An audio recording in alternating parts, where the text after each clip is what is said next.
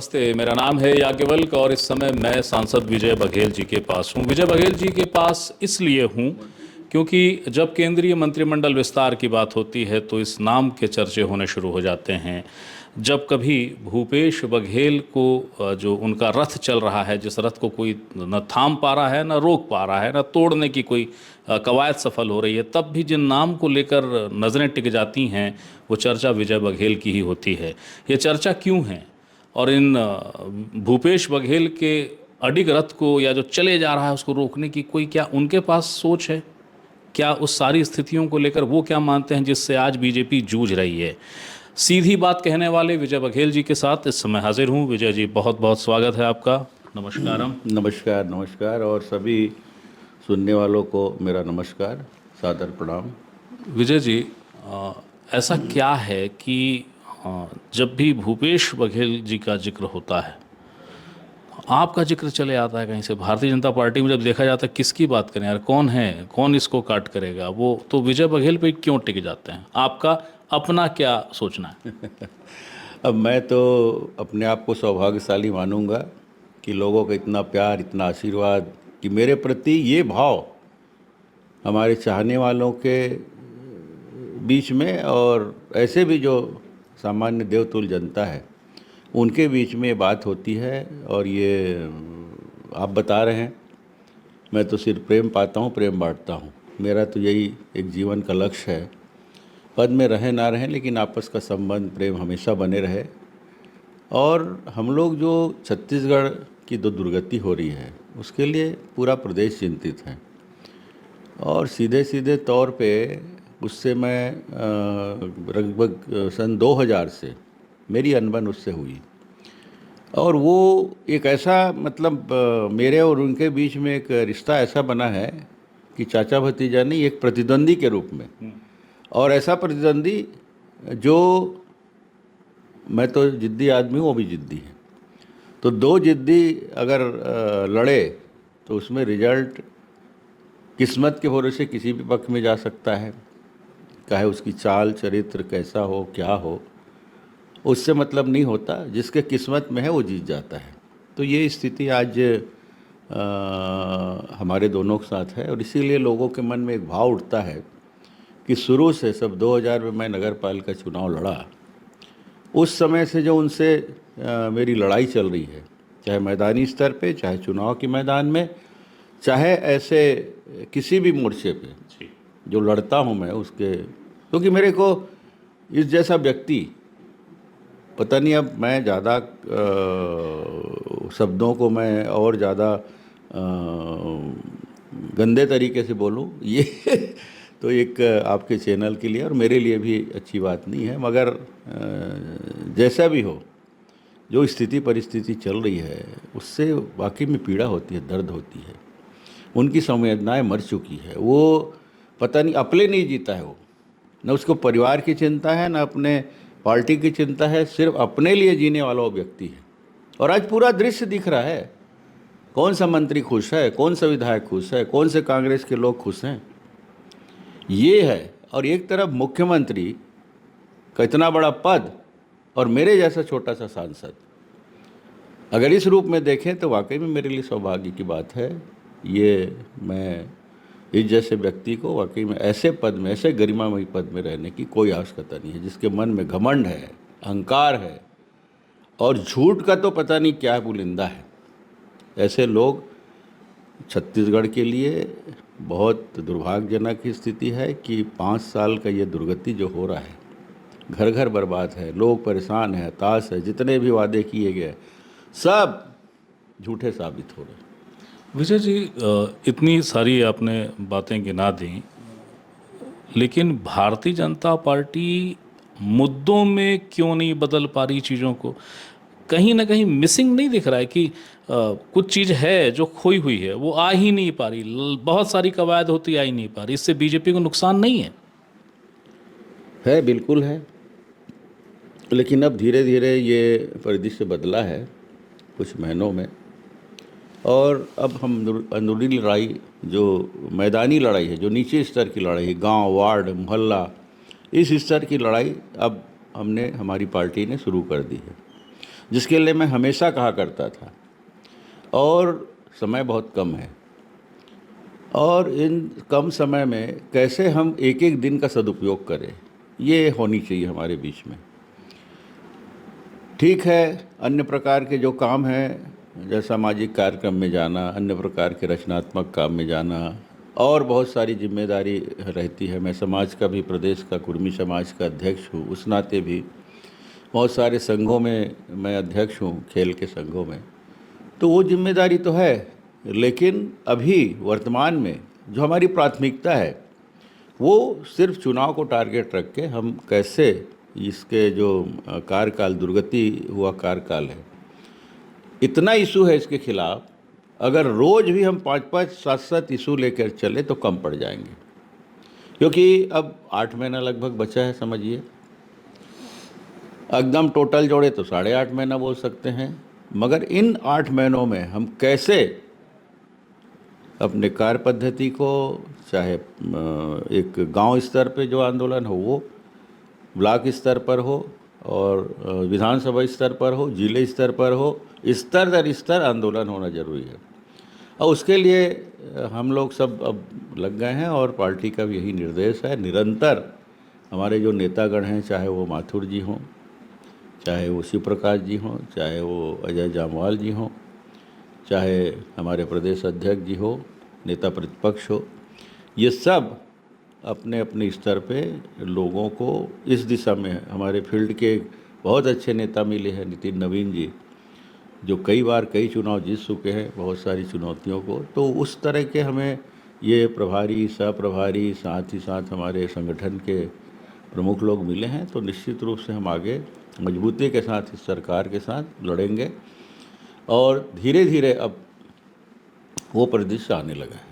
विजय जी, एक चीज़ बताइए, भूपेश बघेल जी की आप उनके प्रचार का तरीका कहें या जो भी, लेकिन उन्होंने कुछ मुद्दे तो खड़े कर दिए हैं, और बीजेपी उनको क्रॉस करने के बजाय उसी में उलझते दिख रही है। जैसे उन्होंने क्षेत्रीयता को या क्षेत्रवाद को या जातीय गर्व को एक मानक दे दिया है, ये कुर्मी या पिछड़ा वर्ग। भारतीय जनता पार्टी ये कहती तो रही कि नहीं, देखिए जातिवाद नहीं, हम क्षेत्रवाद नहीं, हम भारतीयता की बात करते हैं। लेकिन जैसे ही प्रदेश अध्यक्ष या नेता प्रतिपक्ष का विषय आया, वो जाके वहीं जाके उलझ गया मामला, वो उसी पिछड़े वर्ग में चले गए। जब वो छत्तीसगढ़ी संस्कृति या कल्चर की बात करते हैं तो उसका कोई सटीक काट नहीं दिखता, या ये नहीं बता पा रहे हैं कि इसका काट क्या है। क्या लगता है आपको? नहीं, इसमें तो मैं ये कहूँगा कि निर्णय हुए हैं, भाई अरुण साहू जी बने हैं, और वो बहुत ऊर्जावान भी हैं, और प्रदेश अध्यक्ष के रूप में जो परंपरा थी, हम आदिवासी भाइयों को ही सम्मान दें, उससे एक बार अलग होके ये निर्णय हुआ है। पहले आदरणीय धर्म कौशिक जी प्रदेश अध्यक्ष रहा करते थे, भाई अरुण जी अब प्रदेश अध्यक्ष हैं, वही नेता प्रतिपक्ष के रूप में बहुत दबंग और विधानसभा में दहाड़ने वाले माननीय नारायण चंदेल जी बने हैं। तो ये तो बदला है, और कई जिलों में जो अध्यक्ष बदले गए, जहाँ पे थोड़ी निष्क्रियता थी, जहाँ पे थोड़ा सा गुटबाजी थी, उसको भी बदल के ये उपयोग चल रहा है, उसमें भी अब पार्टी सक्षम होती दिख रही है। तो ऐसा नहीं है कि बहुत सारे दृष्टिकोण से जो पहले नहीं होता था, अब निर्णय होने शुरू हुए हैं, और इसके पीछे माननीय माथुर जी का निर्देश, माननीय नितिन नवीन जी, माननीय शिव प्रकाश जी और अजय जामवाल जी का है। तो ये है, और कुछ और कमी खामी है, उसको भी निश्चित रूप से तो दूर करने की आवश्यकता है। आपको लेकर ये बातें होती हैं कि केंद्रीय मंत्रिमंडल में जब किसी को अगर जगह मिलनी है जिसकी बार बार चर्चाएं होती हैं, तो फिर वो विजय बघेल का नाम आता है। क्यों होता है ऐसा, कोई कारण आपको पता है क्या? ये तो पहले नाम से पहले जो आपका सवाल था उससे मिला जुला है। अब मैं तो जो मेरे नाम को इतनी ऊंचाई देते हैं उसके प्रति मैं हमेशा कृतज्ञ रहूँगा, और उनका आशीर्वाद प्रेम हमेशा मिले। मैं पहले ही कहा कि जो किस्मत में होगा वही होगी ही जो राम रचि राखा, और हमारे मुस्लिम भाई भी कहते हैं वही होगा जो मंजूर खुदा होगा। तो उससे 1 इंच आगे 1 इंच पीछे मेरी किस्मत में जो होगी। मैं सांसद टिकट के समय भी मैं कहीं नहीं गया, मैं तो सोच नहीं सकता था मेरे सांसद टिकट मिलेगी। मेरे को विधायक भी टिकट नहीं मिली, तो मैं कैसे सोचूं? भले अन्य लोग के मन में कोई बात रही होगी, मैं तो अपने आप को उस रूप में नहीं मानता था कि मैं भारतीय जनता पार्टी के सांसद की टिकट मुझे मिलेगी, ये मेरे मन में कोई भाव नहीं था। लेकिन किस्मत लिखा हुआ था और पार्टी ने मुझे सम्मान दिया, मैं शुक्रगुजार हूँ। साथ ही साथ यहाँ की जनता ने अपार जनादेश दिया। मतलब पूरा स्वतंत्रता से 75 साल के इतिहास में ये छत्तीसगढ़ में सबसे ज़्यादा वोटों से जीतने वाला मुझे एक सांसद बनाया। और तो पार्टी जीती है, मोदी जी का नाम था, मगर जनता का प्रेम इतना मिला कि आज मैं सांसद हूँ। विजय जी, आखिरी सवालों की ओर बढ़ रहा हूँ। आप मुझे ये क्या बता पाएंगे कि भूपेश बघेल की जो योजनाएं हैं या उनकी जो लोकप्रियता है और जिस तरीके से उसका प्रचार होता है, उसका काट क्या है? कहीं कुछ आपको लगता है कि वो अगर छत्तीसगढ़िया संस्कृति को गर्व बता रहे हैं, अगर वो जातिगत विषयों को गर्व का बोध बताते हैं, राम, गाय, गोबर, गौमूत्र ये विषय बीजेपी के पसंदीदा हैं, इसको भी छीन ले गए वो, क्या काट है इनकी? बनावटीपना है, धरातल में कुछ नहीं है, झूठा है। सिर्फ बैनर पोस्टर में, फ्लेक्स में, आपकी न्यूज़ में वो दिखता है।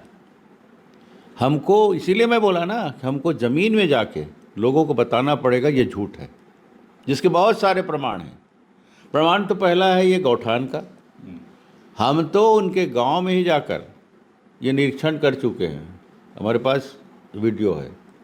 उसको हम उनके गांव, जो बेलौदी गांव है, वहाँ के गौठान की दुर्गति है। मिश्रा जी, आप खुद जाके दे सकते हैं। वहाँ का चरवाहा रो रो के बोल रहा है मेरे को तनख्वाह नहीं मिलता समय पे और कम देते हैं। तो ये स्थिति है। जब मुख्यमंत्री के गांव में स्थिति है तो बाकी जगह तो आप छोड़ ही दीजिए। आप लोग भी तो घूम रहे हैं, रोड में जानवर घूम रहे हैं, गौ माताएँ मर रही एक्सीडेंट में, आदमी एक्सीडेंट से मर रहा है, अपंग हो रहा है। तो ये स्थिति है, फील्ड में दिख रहा है, उसको दिखाना है हमको। कि इसके ये लोभ लुभावन जो ये पोस्टर बैनर लगा है उसको छोड़ के आप इसको देखिए। बेरोजगारी की बात करता है, कहाँ बेरोजगारी नहीं है। चपरासी का भी एक पोस्ट निकल जाए तो 500-700 हज़ार भर लोग भर देते हैं एक पोस्ट के लिए। परसेंटेज कितना देख लीजिए आप। ये कहाँ से पता नहीं, झूठ झूठ झूठ। मुझे तो ऐसा लगता है ये भगवान ने इसे यही आशीर्वाद दे दिए है कि बेटा तुम कितना भी झूठ बोलो वो तुमको माफ़ है। ऐसा वरदान शायद इसको मिला होगा, इसीलिए वो उसके झूठ को भी लोग ऐसा समझ लेते जिन बातों का आप उल्लेख किए। आप गौमूत्र की बात किए। अरे गौमूत्र, कोई प्रयोगशाला आपके पास है गौमूत्र मापने का? कोई मशीन है? जैसे लेक्टोमीटर से हम दूध को नापते हैं, कुछ है? तुम कैसे जानोगे कि ये गौमूत्र है? आदमी भैंस का, भैंसी का भी गौमूत्र ले आए, मूत्र ले आए, अपना ही ले जाए मिश्रा जी, तो कैसे जानेगा वो? और कहाँ खरीदा है? दुर्ग में बोलेगा मैं जांजगीर चांपा में खरीदा हूँ 1 लाख लीटर, और जांजगीर चांपा में बोलेगा मैं दुर्ग में खरीदा हूँ। ऐसा झूठ। कहाँ पे 1 लाख लीटर खरीदा है और कहाँ पे है भैया? गौमूत्र लेने के कोई दुकान उकान खोल के रखे हो आप? कहीं है? गोबर खरीदने के उसके ही पाटन क्षेत्र में कितने जगह खरीदी केंद्र है बता दीजिए मेरे को, वो बता दे कहाँ कहाँ है। और जो वो वर्मी कंपोस्ट बना रहा है वो घरों में पड़े हैं किसानों के, ज़बरदस्ती उनको 900 रुपया का थमाया गया है बेचारों को डरा के कि हम आपको दे रहे हैं, लेना पड़ेगा, नहीं तो आपको डीएपी यूरिया भी नहीं मिलेगा। किसानों के साथ अन्याय हुआ है, इस बात को हमको नीचे जाके बताना है। द सूत्र की खबरों को देखने के लिए प्ले स्टोर और एप्पल स्टोर से डाउनलोड करें हमारा ऐप द सूत्र। आप हमारी खबरें thesutra.com पर भी देख सकते हैं। Social media platforms Twitter, Facebook और इंस्टाग्राम पर भी हमें फॉलो कर सकते हैं। साथ ही यूट्यूब पर भी हमें सब्सक्राइब करें। यदि आपकी नहीं हो रही कोई सुनवाई और आपके पास है कोई खबर, तो हमारे व्हाट्सएप नंबर 700000244141 पर भेजिए और बनिए हमारे सूत्र।